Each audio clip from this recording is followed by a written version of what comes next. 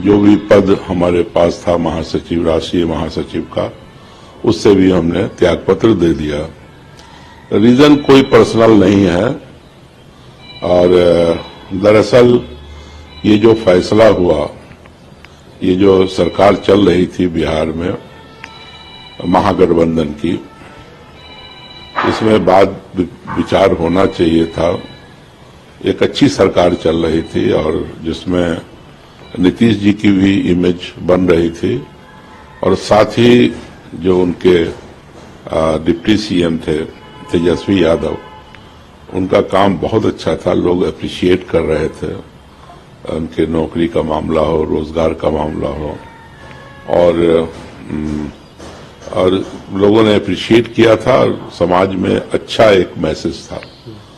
वो message break हुआ और मैं समझता हूं कि उनका भी कमिटमेंट था कि इस दफा देश हित में और इंडिया के कॉन्स्टिट्यूशन को बचाने के लिए, इंडिया के फ्यूचर को बचाने के लिए, मुस्तकबिल को बचाने के लिए इंडिया गठबंधन को जीतना चाहिए।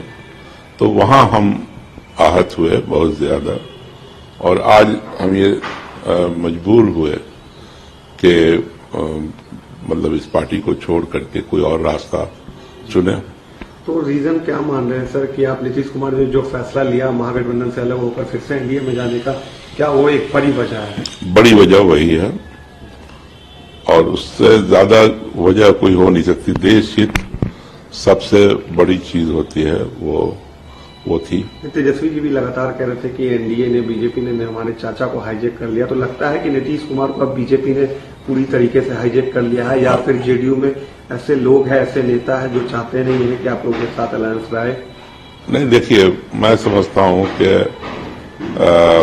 नीतीश जी का जो फैसला है इस दफा का, कम से कम जो मेरी उनसे अपने इंडिविजुअल लेवल पे बातचीत रही है और जितना मैंने समझा है, इसमें उनका फैसला कम है और कुछ लोगों का दबाव जरूर उनके ऊपर था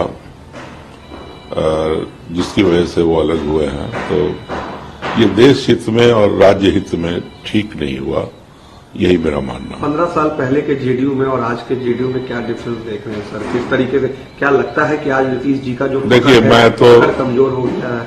मैं तो नीतीश कुमार जी को 89 से 1 to 1 जानता हूं और मैं जब गया था उनके पास, जब मैंने ज्वाइन किया था तो सब कुछ अच्छा ही सोच के ज्वाइन किया था और उनके बारे में ज्यादा टिप्पणी करना आज के दिन ठीक नहीं है। तो मैं ये समझता हूं कि उन्होंने जो फैसला लिया है उससे मैं सहमति नहीं रखता हूं और मैं उम्मीद करता हूं कि वो जहां भी हों सेहतमंद रहें और उनके लिए अच्छी सेहत के लिए दुआ करता हूं। आगे अब सर आपका पॉलिटिकल स्टैंड क्या होगा? क्या कोई पॉलिटिकल पार्टी ज्वाइन करेंगे या फिर कहां से लोकसभा लड़ने की कोई तैयारी है? अब ये तो वक्त बताएगा कि आगे क्या होगा, लेकिन बेकार तो नहीं बैठना है और कोई तकरीबन 4 मरतबा लोकसभा में रहे हैं तो राजनीति तो करना है, राजनीति करना है। 24 में लोकसभा आप लड़ेंगे? अगर कोई अच्छी पार्टी तो टिकट देगी और हमें लड़ाएगी, इस लायक समझेगी तो जरूर लड़ेंगे। किस सीट से सर आप? मैं तो बराबर मीडिया में भी कहा और आज आपके जरिए कह रहे हैं कि हम मधुबनी से चुनाव लड़ना चाहते थे। लोकसभा आप मधुबनी से लड़ना चाहते हैं? जी। अच्छा, अभी जो इंडिया गठबंधन है सर, उसका क्या भविष्य आप देख रहे हैं देश में और बिहार में? जो इंडिया अलायंस बना है बहुत ही अच्छा है और बहुत ही चौंकाने वाला रिजल्ट आने वाला है। मोदी जी कहते हैं कि इस बार 400 पार, तो क्या लगता है? वो तो याद होगा, बंगाल में कहते थे इतना 100 पार, फिर लड़ने गए कर्नाटका में तो इतना 100 पार, फिर लड़ने गए अभी तेलंगाना तो इतना 100 पार। वो हर जगह पार कर देते हैं। अब दिल्ली के अंदर केजरीवाल के खिलाफ लड़े तो वहां भी ऐसे ही कहा कहां पार लगा सके वो।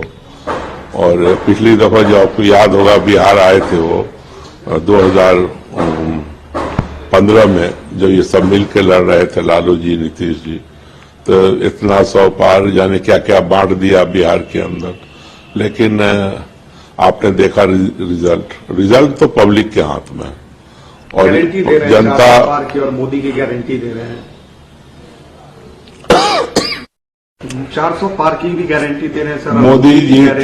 मोदी जी की गारंटी अगर खोजनी है तो उनके फर्स्ट डे से सोचिए, जो वो पहली मर्तबा प्रधानमंत्री बने, 2 करोड़ नौकरी की गारंटी हर साल, 15 लाख रुपया हर के खाते में जाएगा उसकी गारंटी, गंगा साफ हो जाएगी उसकी गारंटी, पूरे देश के अंदर इनको स्मार्ट सिटी बनाना था उसकी गारंटी, जो विदेश चले गए अरबों रुपया लेकर देश का उसको वापस लाएंगी उसकी गारंटी। अगर आप याद करें तो इन्होंने कहा था कि जो काला धन है देश के अंदर और बाहर वो सब आएगा।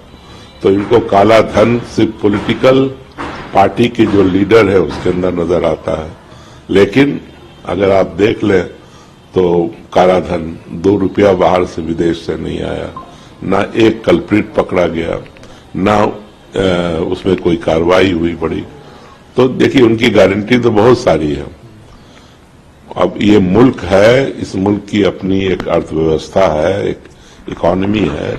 तो इस मुल्क में तो थैंक्स टू मनमोहन सिंह उन्होंने जो रिफॉर्म्स किया उसकी वजह से जो आज देश के अंदर प्रगति है वो आपको नजर आ रही है। वरना हम लोगों ने भी इस मुल्क को देखा है, अब हम लोग भी खासी उम्र हो गई तो क्या हालत थी और आज क्या हालत है। और ये सब अगर इसके पीछे कोई है तो उसके पीछे कांग्रेस की सरकारें हैं दिल्ली के अंदर, जिन्होंने सही माने में देश को एक दिशा देने का काम किया है। चाहे आज आपको बिजली मिल रही हो, चाहे गांव-गांव सड़क पहुंची हो, या सस्ता अनाज। आपको याद होगा फूड गारंटी बिल कौन लेके आया था? 1 रुपए में गेहूं और 2 रुपए में चावल, फूड गारंटी बिल।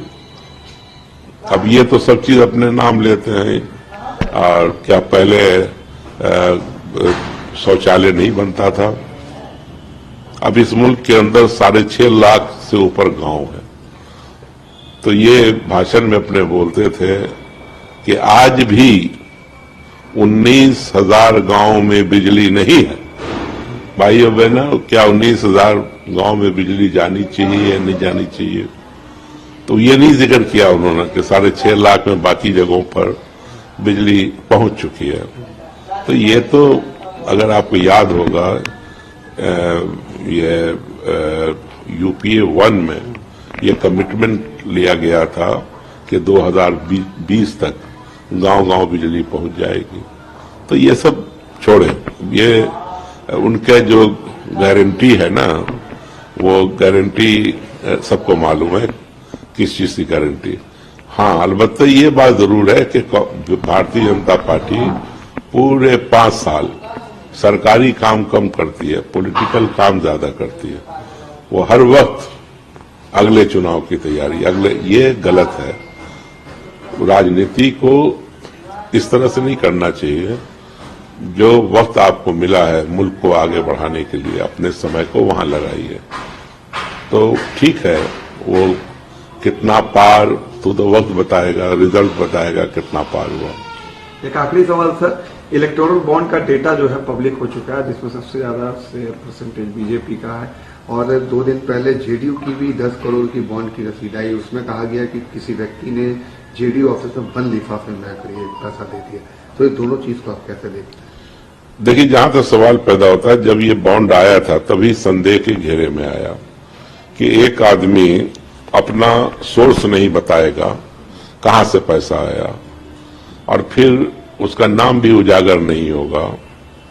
तो ये तो सीधा सीधी जो पार्टियां पावर में रहेंगी, दिल्ली की सरकार मतलब भारत सरकार में और राज्यों की सरकार में, उसको ज्यादा चंदा आएगा। और वो स्पष्ट हो गया कि भारतीय जनता पार्टी को 6,000 करोड़ से ऊपर का बॉन्ड आया, इलेक्टोरल बॉन्ड आया। अब एक चीज बताइए मुझे आप, अब उनका प्रचार चल रहा है कि पूरे विपक्ष को मिला करके अगर देखिए, उससे क्या मतलब है? यहाँ पॉलिटिकल पार्टी अगर कांग्रेस हारती है पूरे देश में, तो पूरे देश में चुनाव भी लड़ती है वो। अभी उसका नीचे है। कल भारतीय जनता पार्टी ये बोलेगी अगर हार जाए कि साहब हम तो इतना हारे हुए हैं, इतना बॉन्ड हम रख के क्या करेंगे, इसको हम वापस करते हैं कांग्रेस को। तो इसमें ये बात सही है कि पार्टियों को पैसा चाहिए, लेकिन पार्टी के पैसे के साथ उसके अंदर थोड़ी रैशनलिज्म भी होनी चाहिए थी। वो उस जो कानून बना था उसमें प्रावधान होना चाहिए था कि आप सबको दीजिएगा, ये नहीं कि ईडी के डर से और इनकम टैक्स के डर से या किसी और दबाव में आप सब एक ही पार्टी को देते चले गए। क्या आरजेडी की तरफ से कोई दरवाजा ओपन है सर लास्ट? भाई देखो, एक चीज ऐसा है कि मैं तो आरजेडी ही में था और 89 से लालू जी के साथ था। हाँ, शुरुआती दौर में नीतीश जी भी हम लोगों के साथ होते थे 89 से 92-93 तक जो अलग हुए। तो हम लोग तो शुरू से लालू जी के साथ हैं और उनकी पार्टी से तो हम 4 मरतबा लोकसभा गए, 3 मरतबा हारे, 1 मरतबा मेरा लड़का भी राष्ट्रीय जनता दल से असेंबली का मेंबर हुआ। तो हमें कोई आपत्ति नहीं है उनके साथ काम करने में, और उनका तो बहुत प्यार रहा मेरे ऊपर, और ही लव्स लाइक एनीवन, मतलब जो भी नियर डियर होता है उस लिहाज से उनका प्यार हमारे तरफ है। और Tejashwi is doing very well, मतलब as a leader, as a मतलब तकरीर करने में हो, काम करने में हो, तो डिलीवर करके दिखाया। आज जो हम लोगों पर जब पहले काम करते थे हम लोग कि ये लोग फला काम नहीं करते, फला काम नहीं करते, आज उसने प्रूफ किया कि डेवलपमेंट और जॉब अपॉर्चुनिटी, यूथ को आगे बढ़ाना, वो किस तरह से होगा, उसमें कोई भेदभाव नहीं। मतलब हर बिरादरी, हर जात के लोग, जो वो बोलते थे पहले बीच में A to Z, मतलब सभी